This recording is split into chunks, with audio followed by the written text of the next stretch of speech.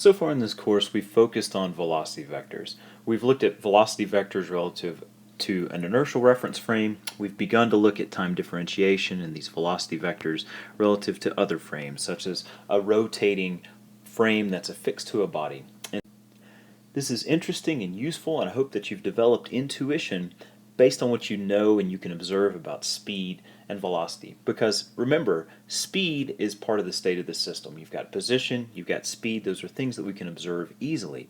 But now we need to turn our attention to acceleration. And the reason why, of course, is because once we begin to apply forces to our particles, we use Newton's second law. And Newton's second law is stated as F is equal to the mass of point P multiplied times the acceleration of p as observed in the inertial reference frame. So after we get a handle on acceleration and how acceleration works and behaves on rotating reference frames in rigid bodies, then we can start doing dynamics. So let's take the schematic that's shown here that we've used before, in which we have an inertial reference frame, and then we have a body fixed frame, B, that's rotating relative to the inertial reference frame. And so it's a non-inertial reference frame. And then we're making an observation from frame B of point P using this position vector of P with respect to O prime. And we'll assume that when we make this observation, we're looking at the state, so we can see the position. We can also see the velocity of P with respect to O prime in the B frame, and that we can also observe O prime in the inertial reference frame, as well as its velocity and its acceleration. We're going to find the acceleration of point P as observed in the inertial reference frame. And so we'll start at the same place that we've done every time, which is start out by creating the position vector, r of P with respect to O, and this is going to be the vector sum of the position of O prime with respect to O plus the position of P with respect to O prime. We'll do two time differentiations in the inertial reference frame, so we'll find the velocity of P as observed in the inertial reference frame with respect to O, and so that's the velocity of O prime with respect to O as observed in the inertial reference frame. And then because we're making our observations of P with respect to O prime in the B frame, then let's apply our transport equation. So this will be the time differentiation as observed in the B reference frame of this position vector P with respect to O prime. And then we need to add this next term, which is the transporting term, which gives us the omega B as observed in I crossed with R of P with respect to O prime. And we can insert this observation here where this time derivative we'll call the velocity of P with respect to O prime as observed in the B frame. Now to find the acceleration, we'll take the time derivative of the velocity. So the acceleration of P with respect to O as observed in the inertial reference frame is the time derivative as observed in the inertial reference frame of the velocity of P with respect to O as observed in the inertial reference frame. And so we'll differentiate each of these elements. Let's take the first one, the time differentiation of the velocity of O prime with respect to O, and that's as observed in the inertial reference frame. And then we have this next term, and so for this entire term here, this is observed in the B frame. We've got an observation in the B frame. We can express this in the B basis, and also express this most of the time most easily in the B basis. And so pragmatically, let's apply the transport equation, in which we have the time differentiation in the B frame of this entire expression. So the velocity of P with respect to O prime as observed in the B frame plus the expression omega B as observed in I crossed with our position vector P with respect to O prime. And so that's the first part of our transport equation, and then we need to add the second part, which is taking omega B as observed in I and crossing it with the entire term.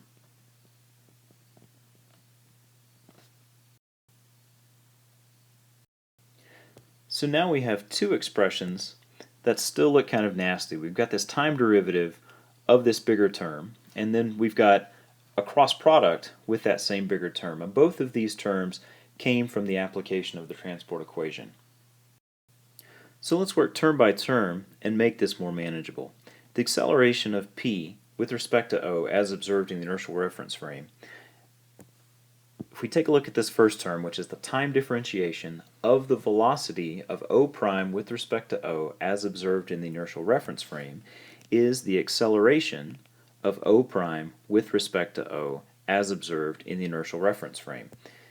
These two reference frames are the same, so we do a straight differentiation to get an acceleration term. And then for the second term that we have, we're going to distribute our time differentiation to each of these terms.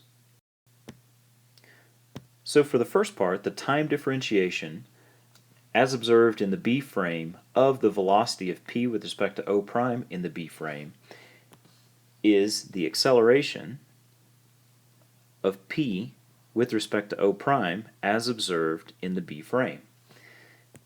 And then we distribute our time differentiation to this term, to both of these terms within this cross product, and from this we'll get the time differentiation of the angular velocity of reference frame B as observed in I is the angular acceleration, which we call alpha, of B as observed in reference frame I, and we're using the chain rule, so this is crossed with the position vector p with respect to o prime.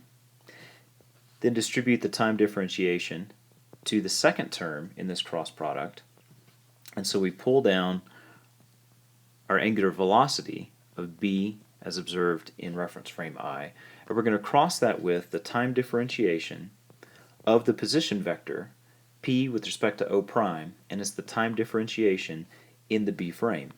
So this will be the velocity of p with respect to o prime as observed in the B frame. And then moving to our final term of this expression, we're going to distribute the cross product, which is the angular velocity of b as observed in the I frame, crossed with each of these terms individually. So we'll distribute this, and so the first term is omega b observed in I crossed with the velocity of p with respect to o prime as observed in the B frame, and then it's omega b as observed in I crossed with the quantity of omega b as observed in I crossed with the position vector of p with respect to o prime. Now it's important here that we keep our parentheses here because of order of operations. We need to perform this operation, this cross product that's inside the parentheses, before we perform the cross product of the entire term. We have two terms in this expression that are the same. So it's omega of b as observed in I crossed with the velocity of p with respect to o prime as observed in the B frame. We have two of those terms, so we can add those together, and we come up with our final expression here, in which here's our addition, the coefficient of 2 multiplied times that term. So our final expression has 5 terms. It's a 5-term acceleration term, acceleration expression in which we're relating the acceleration of p with respect to o as observed in the inertial reference frame. Now, an important point here is don't let this intimidate you. You've actually seen most of this before in our discussion about the polar frame. All we've done here is we've actually added a couple new terms, and we're using a slightly new notation. Let's examine each term within this new expression that we have and develop some intuition about what each term actually means. So our first term is the acceleration of o prime with respect to o as observed in the inertial reference frame. So this is simply our translational acceleration of the origin of our body frame B. Our second term, the acceleration of p with respect to o prime as observed in the B frame, is the acceleration of point P just as if we were on rigid body B making those measurements. Then this brings us to our third term, which is alpha of b observed in I crossed with the position vector r of p with respect to o prime. Now alpha b as observed in I is going to be the differentiation of omega of b as observed in I. And so if we've defined our, let's just say we've defined our omega b as observed in I as theta in the b3 direction, then alpha b observed in I will be theta double dot. If we define that as theta dot in the b3 direction, then we'll have theta double dot in the b3 direction as alpha b observed in I. And so this cross product, alpha, which is pointing out of the plane, if we cross that with the position vector of p with respect to O prime, then we'll end up with a vector here. If this is positive, we'll end up with a vector that's perpendicular to both of those vectors and perpendicular to the position vector. And so this is our tangential acceleration. And we saw this before when we were dealing with the polar frame, and we called it a tangential acceleration, where we said it's r theta double dot, and it's in a direction that's perpendicular to this position vector. So this is our tangential term. And now let's skip to this fifth term before we deal with the fourth term. So for our fifth term, we have the angular velocity of b as observed in I, which we said we can define as theta dot in the b3 direction. And this is crossed with the quantity of the angular velocity b as observed in I with the position vector p with respect to O prime. And so come down to our diagram, and so if our angular velocity is pointing out of the page, and we cross that with our position vector, then we're going to get a vector that's perpendicular to the position vector in the plane. And so this would be our omega cross r term. And then we need to cross that one more time with this angular velocity vector. And so once again, if our angular velocity vector is coming out of the page, and then we cross this with a vector that's tangential to the position vector, then that's going to give us a new vector that's pointed back toward O prime. And so this entire term would be omega cross r. And this term should look familiar to you. It always pointed back to O prime when we used it before in the polar frame, and we called this the centripetal acceleration. And so now we have our acceleration stated in two terms that we've seen before and that we're familiar with: the centripetal acceleration, we have a tangential acceleration, and then we have two new terms, which is the acceleration of that point O prime, and then a relative acceleration, which is p with respect to O prime as observed in the B frame, and then we have one more term.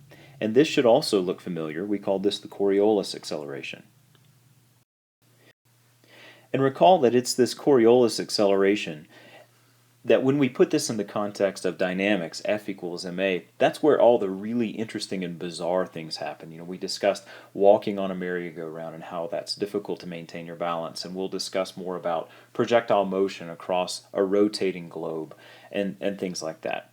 So we've seen most of these terms before, but now, because we're now moving our origin, remember our polar frame, our origin was typically coincided with the origin of our inertial reference frame. In this case, now we've become much more general.